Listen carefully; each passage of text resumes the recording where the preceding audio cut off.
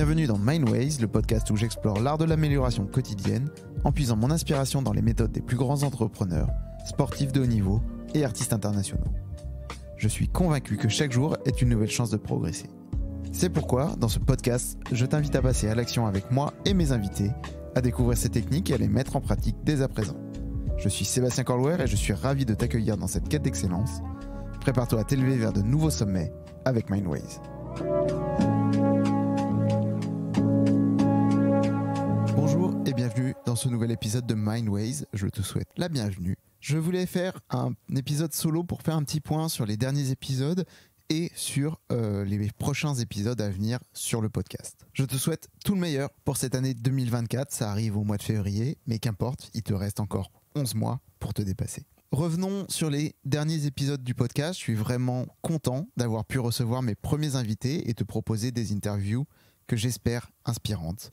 La première interview de 2023 était avec Delphine Land sur le design humain, cette méthode fascinante qui est en fait une analyse comportementale qui a une approche holistique mêlant des éléments d'astrologie, de génétique, de chakra, d'I Ching et bien plus encore, qui t'offre un aperçu profond sur la vraie nature et ta vraie raison d'être. Je t'invite réellement à écouter cet épisode, c'est très inspirant. J'ai eu ensuite le plaisir de recevoir Pierre David sur l'identité gagnante à travers la dépolarisation. C'est une méthode qui te permet de mieux te connaître, de savoir réellement qui tu es, et ça permet de lever certains blocages, en particulier chez les sportifs et les entrepreneurs, mais en réalité, tu peux aborder la dépolarisation sur tout un tas de pans de ta vie. Ensuite, j'ai recyclé un épisode sur la sophrologie avec Laura Michner. En discutant avec elle, on s'est aperçu que finalement l'épisode que j'avais tourné dans un autre podcast était toujours d'actualité, donc je te le repropose pour que tu puisses découvrir ce qu'est la sophrologie, qu'est-ce qu'elle apporte, comment elle se pratique, combien ça coûte également. Et on fera sûrement un autre épisode avec Laura sur d'autres sujets. Enfin, le premier épisode de 2024, c'était un épisode avec Alison Boons, qui est une photographe engagée pour la cause des femmes, en particulier sur des femmes jeunes qui sont atteintes de différentes maladies telles que la fibromyalgie, le cancer du sein et probablement d'autres maladies, mais c'est essentiellement sur ces deux maladies-là qu'elle travaille ces dernières années.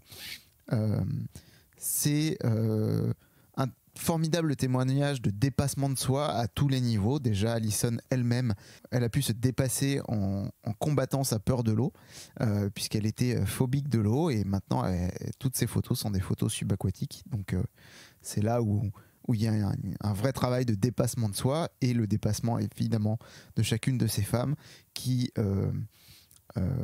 se font photographier dans un état en général de faiblesse liée à leur maladie. Mais c'est un état de faiblesse qui en fait cache une immense force puisque cette force s'exprime à travers les photos que Alison leur fait. Si t'as pas écouté cet épisode, je t'invite vraiment à l'écouter, il est riche, fort en émotions. Je trouve que c'est un des plus beaux épisodes que j'ai pu faire sur ce podcast.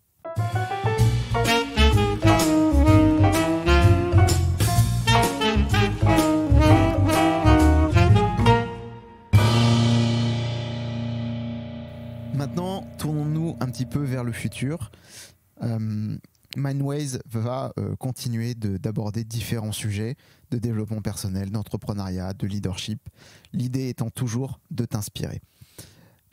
J'ai prévu déjà 3 interviews à venir. Il faut que je cale encore certains rendez-vous, mais ça va venir. J'en ai déjà un de calé sur le retour au travail, notamment après une longue maladie. Donc reste connecté, ça arrive bientôt. Et 2 autres interviews plus entrepreneuriat pour le coup, où on va vraiment aborder comment construire son entreprise, les réseaux sociaux, le développement personnel, le bien-être, plein de choses super inspirantes, et j'ai hâte de te faire découvrir ces 2 prochaines interviews et évidemment la 3e qui est d'ores et déjà programmée. Pour cet épisode, je te propose juste d'aborder 2 sujets assez rapidement, puisque j'ai lu le livre Entreprendre pour être libre d'Éric Larchevêque. Éric Larchevêque, si tu ne le connais pas, c'est un entrepreneur à succès qui aujourd'hui est connu en particulier pour sa participation à Qui veut être mon associé. Il est le fondateur de Ledger, qui est une licorne en France, une licorne de la tech, puisqu'elle est valorisée à plus de 1 milliard d'euros. Éric Larchevêque a écrit un livre qui est sorti il n'y a pas très longtemps et je t'invite réellement à le lire si l'entrepreneuriat est quelque chose qui t'intéresse. Dans ce livre, il aborde un outil assez génial que je ne connaissais pas mais qui en fait coule de source, qui est un outil très simple pour t'aider dans ton leadership au quotidien. L'idée, c'est de clarifier un petit peu les choses avec tes équipes. Ça vaut dans les deux sens, c'est-à-dire que le manager peut le faire et les équipes également. Ça permet de mieux se comprendre et mieux comprendre les autres aussi sur leur manière de fonctionner et éviter du coup tous les problèmes d'incompréhension et de frustration qui peuvent surgir d'un défaut de communication. Cet outil, il l'appelle le leadership style ou clear contracting, qui est en fait un mode d'emploi du leader pour te faire comprendre de tes équipes. Évidemment, tu peux encourager tes équipes elles-mêmes à le faire pour te donner ça, pour que tu puisses mieux les comprendre. L'outil il est très simple, il s'articule autour de 4 critères. Ce que tu vas faire, ce que tu ne vas pas faire, ce qu'il faut faire avec toi et ce qu'il ne faut pas faire avec toi. Je vais rentrer un petit peu dans les détails. Ce que tu vas faire, c'est toutes les choses que tu fais de manière extrêmement régulière. Par exemple, avec toi, j'aurai une communication extrêmement directe. Avec toi, je serai toujours orienté, objectif. Avec toi, je serai toujours bienveillant. Voilà. À toi de voir, en tant que manager, ou même en tant que personne, ce que tu es et la façon dont tu agis. Ça peut être aussi, je serai toujours à l'heure à mes réunions. Ensuite, le deuxième volet, je te l'expliquais, c'est ce que tu ne vas pas faire. Tu as des gens qui attendent par exemple de leur manager de trancher toutes les décisions, de leur dire exactement ce qu'il faut qu'ils fassent. À toi d'expliquer ce que tu ne feras pas. Par exemple, ça peut être des choses très simples. Avec toi, je ne serai pas présent en permanence pour t'accompagner sur chacune de tes décisions. Avec toi, je ne ferai pas de micromanagement. Avec toi, je ne serai pas paternaliste ou des choses comme ça. Ensuite, ce qu'il faut faire avec toi. Avec moi, je t'encourage à avoir une communication extrêmement directe par email et par message. Avec moi, il faut faire des ordres du jour sur chacune des réunions. Et enfin, le dernier paramètre, c'est ce qu'il ne faut pas faire avec toi. Par exemple, avec moi, ne fais pas un mail si c'est urgent. Avec moi, ne me dérange pas si je suis marqué en ne pas déranger, etc., etc. Je t'invite à te poser et à faire cet exercice. Tu peux me le partager en commentaire, après tout, pourquoi pas, pour qu'on voit un petit peu comment chacun fonctionne et comment tu peux améliorer la communication au sein de ton équipe. Une fois que tu as fait ce travail, je t'encourage bien évidemment à le transmettre à ton équipe.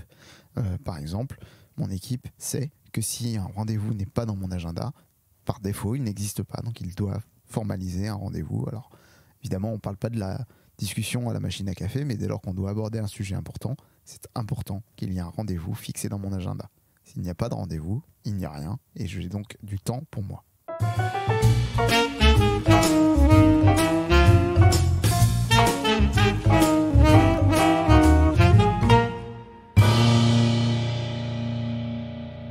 Le deuxième point que je voulais aborder dans cet épisode, c'est un point un petit peu plus en lien justement avec tout cet entrepreneuriat et ce que je peux voir aussi dans Qui veut être mon associé, c'est l'importance du pitch.